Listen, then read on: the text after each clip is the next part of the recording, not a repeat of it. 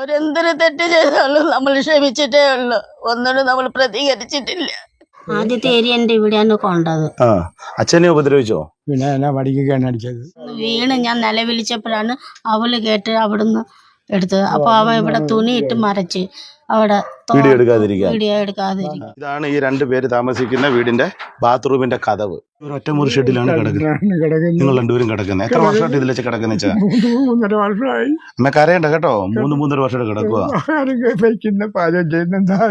അതിനകത്ത് മഴ പെയ്താൽ പാചകം ചെയ്യാൻ. അവിടെ വെള്ളം കിട്ടുമ്പോ ഈ അടുപ്പിനകത്ത് വരെ വെള്ളം. ഹായ്, നമസ്കാരം സുഹൃത്തുക്കളെ. ഞാനിപ്പോൾ ഉള്ളത് നമ്മുടെ കൊല്ലം ജില്ലയിലെ ചെറക്കര പഞ്ചായത്തിലെ 9ാം വാർഡിലാണ്. അപ്പം ഞാനിവിടെ വന്നതെന്ന് പറഞ്ഞത് ഒരു 75-60 വയസ്സുള്ള ഒരു അച്ഛൻ്റെ അമ്മയുടെ ദുരവസ്ഥ നിങ്ങളിലേക്ക് അറിയിക്കാനാണ്. കാരണം സ്വന്തം മക്കൾ തന്നെ ഒരു 5 സെന്റ് വസ്തുവിന് വേണ്ടിയിട്ട് 3 വർഷമായിട്ട് ഈ അച്ഛനെയും അമ്മയെയും നിരന്തരം പീഡിപ്പിച്ചുകൊണ്ടിരിക്കുന്നു. അത്രത്തോളം ഗതികെട്ടിട്ടാണ് അവർ നമ്മളെ പോലെ ഉള്ളവരെ വിളിച്ചു വരുത്തിയിരിക്കുന്നത്. അച്ഛൻ എത്ര മക്കളാ ഉള്ളത്?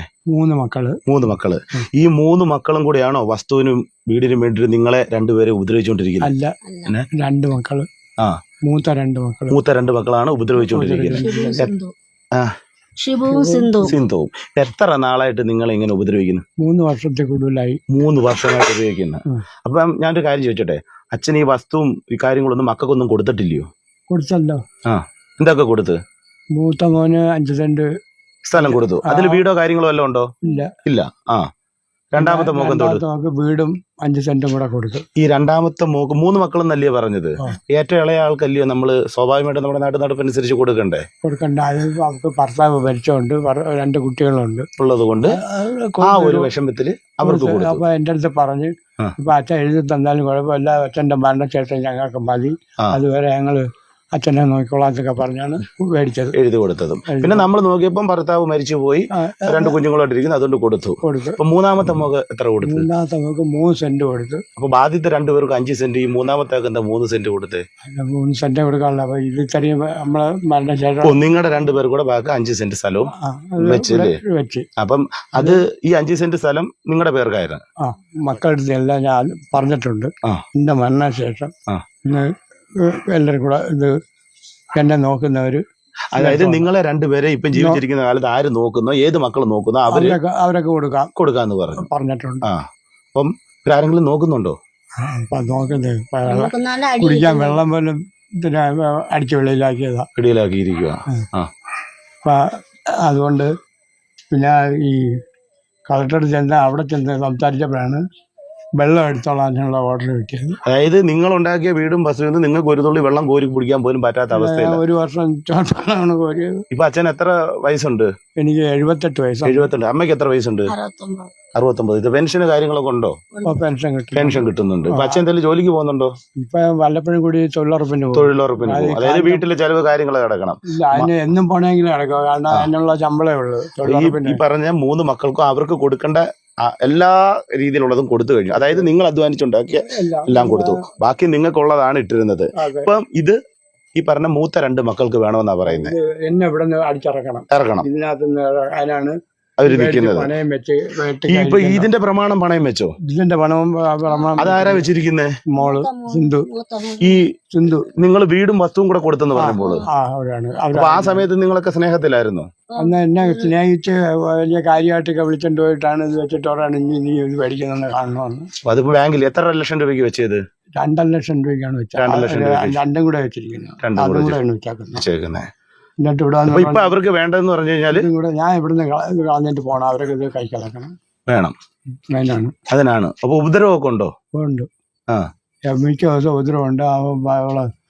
യവൻ വന്നിട്ട് കാമുകൻ, അവന്റെ പേര് സുരേഷ് എന്നാ. അപ്പം ആദ്യത്തെ ഭർത്താവ് മരിച്ചു. അതിന്റെ പൈസ 10-25 ലക്ഷം കിട്ടി.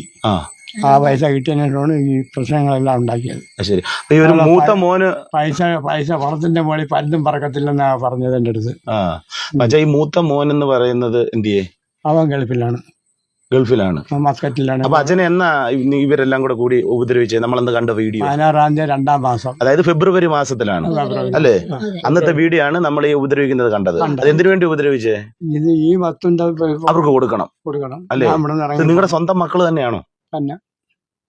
ഈ അവന് പേഴ്ചയെ വിട്ട് പോയിട്ട് 10-22 വർഷമായി.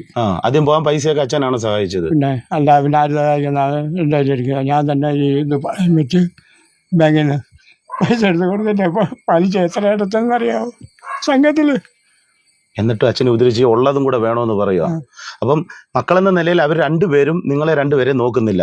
ഇല്ല, നോക്കുന്നത് കൊള്ളാം. ഇവിടെ മര്യാദ സ്വസ്ഥമായിട്ട് കിടന്നെങ്കിൽ അതായിരിക്കും നല്ലത്.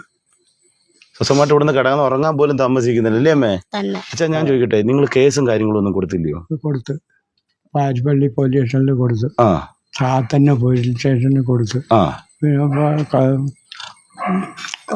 കൊല്ലത്ത് കളക്ടറേറ്റിൽ കൊടുത്ത്, പിന്നെ മനുഷ്യാവകാശ കമ്മീഷണർക്ക് കൊടുത്ത്, പിന്നെ മുഖ്യമന്ത്രിയുടെ ഓഫീസിൽ പോയി അവിടെ പോയി കൊടുത്തു. ഇത്രയും സ്ഥലത്ത് കൊടുത്തിട്ടും ഒരു നീതിയും കിട്ടിയിട്ടില്ല. ഒരു 60 വയസ്സിന് മുകളിലുള്ള 2 പേര് സ്വന്തം മക്കൾ ഉപദ്രവിക്കുന്നു എന്ന് പറഞ്ഞിട്ട് ഇത്രയും സ്ഥലങ്ങളിൽ പോയി പരാതി കൊടുത്തിട്ട് ഇവർക്ക് ഒരു നീതിയും കിട്ടുന്നില്ല എന്ന് പറയുമ്പോൾ ശരിക്കും പറഞ്ഞാൽ നമുക്ക് കേരളത്തിൽ ഓരോ മലയാളികൾക്കും ഒരു അപമാനം തന്നെയാണ്. അപ്പോൾ ഈ വീഡിയോ കാണുന്ന എല്ലാ ആളുകളും മാക്സിമം ഇതൊന്ന് ഷെയർ ചെയ്യണം. എന്താണെന്ന് വെച്ചാൽ ഇവർക്ക് നീതി കിട്ടുന്നത് വരെ. ഈ വീഡിയോ കാണുന്നവരിൽ ആരെങ്കിലും വല്ല വക്കീലുമാരോ പോലീസ് ഉദ്യോഗസ്ഥരോ കൊണ്ടുവന്നെങ്കിൽ ഇവർക്ക് എന്ത് സഹായം ചെയ്തു കൊടുക്കാൻ പറ്റുമെന്ന് പറയണം. അപ്പോൾ ഇവിടുത്തെ വാർഡ് മെമ്പർ നിങ്ങളെ നോക്കുന്നുണ്ടോ? ഇല്ല, ഒന്നും ചോദിച്ചിട്ടില്ല. അപ്പം എന്തുകൊണ്ട് ഇവർക്ക് ഈ ഒരു പ്രായമായവർക്ക് നീതി കിട്ടുന്നില്ല എന്നുള്ളതിന് ഉത്തരം നമുക്ക് കണ്ടെത്തിയേ മതിയാകത്തുള്ളൂ. അപ്പം നിങ്ങളെല്ലാവരും ഈ വീഡിയോ മാക്സിമം ഷെയർ ചെയ്ത് ഇവർക്ക് അതായത് സ്വസ്ഥമായിട്ട് ഇവർ വേറെ ഒന്നും പറയുന്നില്ല, സ്വസ്ഥമായിട്ട് ജീവിക്കണം. അയൽക്കാരോ നാട്ടുകാരോ ഒന്നും അല്ല ഇവർ ഉപദ്രവിക്കുന്നത്. ഇവർ വളർത്തി വലുതാക്കിയ സ്വന്തം മക്കൾ തന്നെയാണ് ഇവരെ ഉപദ്രവിച്ചുകൊണ്ടിരിക്കുന്നത്. അപ്പം അതിന് നമുക്കൊരു നീതി ഇവർക്ക് നേടിക്കൊടുത്തേ പറ്റൂ. എന്തായാലും അതിനുള്ള കാര്യങ്ങളൊക്കെ നമുക്ക് ചെയ്യാം കേട്ടോ ചാ. അപ്പം നിങ്ങളെല്ലാവരും ഈ ഒരു അച്ഛനും അമ്മയും ചേർത്ത് പിടിക്കുന്ന വിശ്വാസത്തോടെ ഇന്നത്തെ ഒരു വീഡിയോ നിർത്തുകയാണ്. നന്ദി, നമസ്കാരം.